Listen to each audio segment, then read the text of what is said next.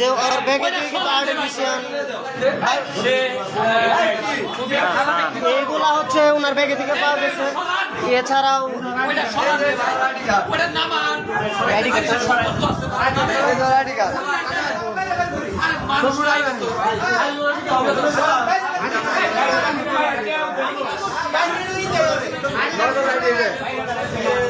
ওই সব জিনিসগুলো পাওয়া গেছে। ওই মূলত হচ্ছে বিভিন্ন মানুষের কাছ থেকে টাকা দেওয়ার কথা বলে, জামানতবিহীন টাকা দেওয়ার কথা বলে বিভিন্ন মানুষের কাছ থেকে টাকা নিয়েছে। এখানে কিন্তু সাধারণ মানুষ, জনগণ এসে পড়েছে, যাদের কাছ থেকে টাকা নেওয়া হয়েছে। জামানতবিহীন লোনের কথা বলেছে, ঠিক আছে, জামানতবিহীন লোনের কথা বলে কিন্তু বিভিন্ন মানুষের কাছ থেকে টাকা পয়সা নিয়েছে। একটি প্রতারক চক্রের সদস্য পাওয়া গিয়েছে, তার কাছে আচ্ছা কি করে এটা একটু শুনি ভাই।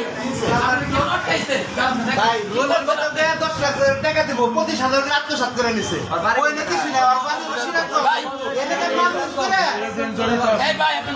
নাম ইউজ করে 25,000 টাকা। এই যে বাড়ি কোথায়? 25,000 অলরেডি নাম ইউজ করে। আপনি কি করছেন? ওরা বলে সত্য কথা বলেন ভাই, সত্য কথা বলেন, সত্যের জয় আছে। আরে ভাই চিল্লাইয়েন না তো, বলেন না কার ভাই, এটা দেন তো না, বলে বুঝা যাইতেছে না। ভাই স্টেটমেন্ট নিতে দেন, কেউ মোবাইল না নেন না, মানুষ লাইভে আছে, মানুষ লাইভে আছে। ভাই আপনার নাম কি? বাসা কোথায়? আপনি কি করছেন? কত টাকা নিছেন? 50,000 টোটাল। এখানে হিসাবে আসছে 59,000।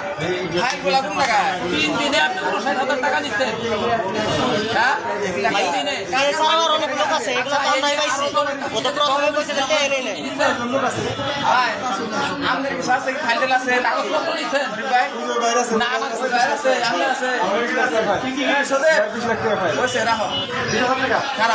লাইট চলতেছে, মোবাইল লাইট চলতেছে। জমা কোন নিয়ে যায়? লাইটটা শেষ দেয়। আপনি কতদিন ধরে প্রতারক চক্রের সাথে জড়িত? আচ্ছা আপনার ব্যাগে যেগুলো পাওয়া গেল এগুলো দিয়ে কি করে? পার্সোনাল এটা কিভাবে সম্ভব? এটা কি আপনি বুঝাইতে পারবেন? আপনি স্প্রে ইউজ করেন, আবার দেখা গেল যে একটি অন্য একটা জিনিস, হ্যাঁ কি করেন এটা একটু বলেন তো ভাই। এটা আমি শারীরিক অসুস্থ, বাসার জন্য ও আচ্ছা, ওটা পার্সোনাল ব্যাপার।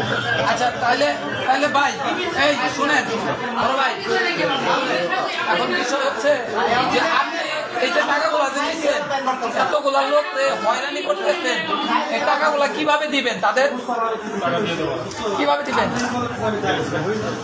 তাদের যে ডকুমেন্টস দিয়ে আপনার কাছে